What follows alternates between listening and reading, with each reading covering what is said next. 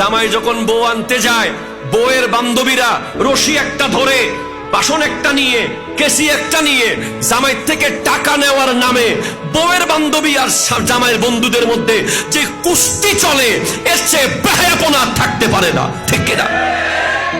কথা বলেন। ধাক্কা ধাক্কি, এরা বলে দিব না, ওরা বলে দেন।